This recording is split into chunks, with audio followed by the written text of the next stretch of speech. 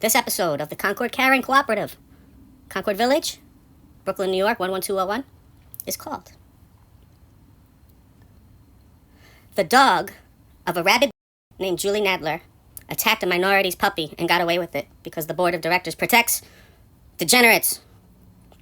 Now, we're going to give boomers a little break here because she's Gen X. So this rant is going to mainly focus on Gen X, but it's still boomers' fault because they raised them. A lot of Gen X is not doing all right. Let me tell you, about a third of them, Stockholm Syndrome, unresolved childhood trauma that they wear on their arm like a badge of honor. They say, look, our parents beat us. They didn't do any parenting. They didn't even know we were alive, really. We had commercials on the 10 o'clock news to remind you this. It's 10 p.m. Do you know where your children are? No, the boomers didn't give a shit where their children were. They let them roam the streets, all right? They got into fights. They did drugs. They didn't go to class. Stupid idiots, Gen X, seriously. And their brains fully formed before the internet, which means they were indoctrinated, brainwashed into stupidity, into ignorance, into racism, into bigotry of all kind. See, I'm a Zennial, a millennial, born 1982, plus or minus a few years. This is a sweet spot. We were the first generation to make a turnaround because we had the internet at a young enough age before our brains formed that we were able to undo a lot of the indoctrination just by getting education. Easy access to information before misinformation took hold. But Gen X, oh, they're proud. Our parents, they didn't even give a shit that we were alive. Gen X had commercials on TV saying it's 10 p.m. Do you know where your kids are? Because boomers didn't give a They were like, oh, we got kids? I didn't remember. It's 10 o'clock. Where are they? They're out in the streets doing drugs. Not getting an education, staying stupid. But when they come home, we're going to beat the shit out of them and instill the fear of God in them. Sky Daddy, hey, if you don't do what we say, the invisible man in the sky, he's going to punish you for all eternity. All right?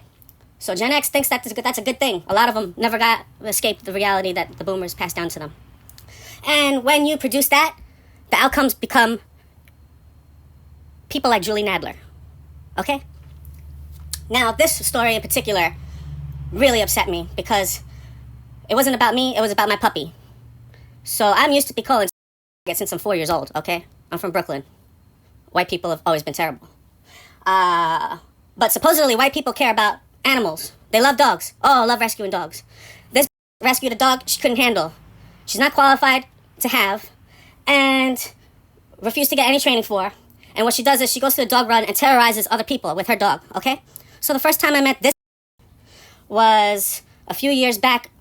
My dog had just got its shots, and I bring him to our private dog run in the back. And she comes, and without warning, saying, hey, my dog is aggressive. Do you want to close the gate in the middle because you have a puppy? No warning. I'm playing with my dog, minding my business. Her dog swoops in, tries to steal the ball from my puppy's mouth. Now, my dog is about 8 pounds at the time, and hers is 50 plus easily. Probably way more. You want to go and weigh him?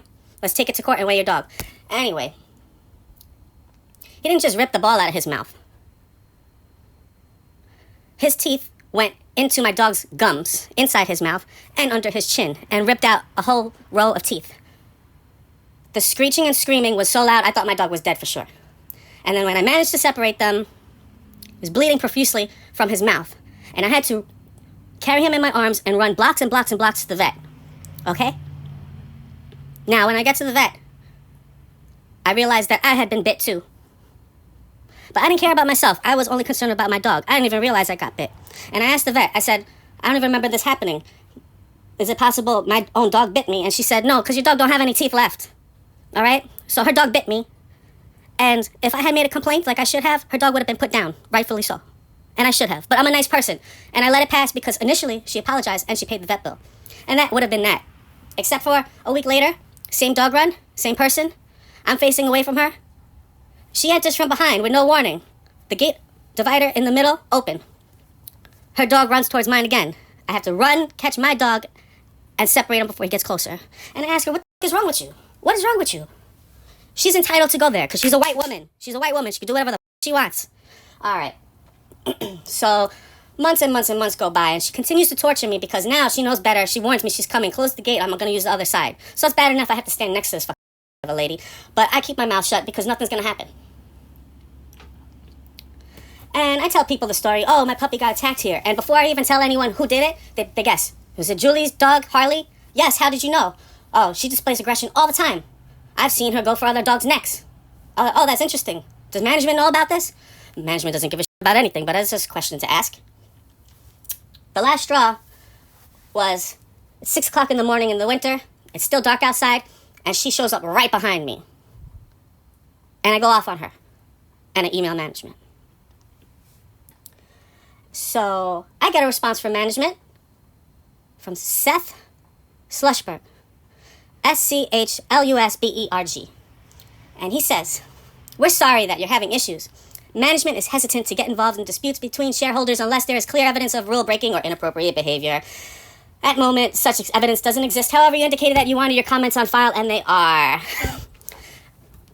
I said, "The clear evidence was the vet bill, admission of guilt in text screenshots, and a photo of a bite wound. If you don't want to enforce the dog rules, then take the rules sign down. It says no aggressive dogs allowed. But don't tell me there's no evidence. I have lived here almost 16 years, and management and the board have failed me throughout the pandemic. Roselle Silverstein, another crazy who is going to get her own episode, is covered in feces, screaming at me for over a year, chasing me out of the elevator, the lobby, and the common grounds.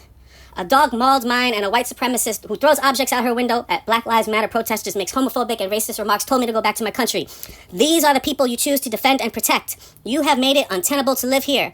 The least you can do is fast-track the sale of my apartment through your bureaucratic process, which seems to have protected no one from the psychopaths you let live here. We pay too much money here for the illusion of security and safety." No response. I had to move. And they delayed that process as long as possible. They could have signed paperwork before long stretches of holidays, and they didn't because they wanted to torture me even longer. So, yeah. After that, another neighbor told me she had a conversation with Julie Nadler, and she was bragging. She said she knew nothing was going to happen to her because she's been living here 25 years, and she got friends in high places. Now, she didn't say the board, but who else is there? The current management company hasn't been here 25 years because the last 2 management companies before them were kicked out being caught for fraud. One fraud or another. Surprise, surprise. So, Julie Nadler, rabid and her dog, get away with terrorizing a minority and his puppy. Welcome to Concord Village.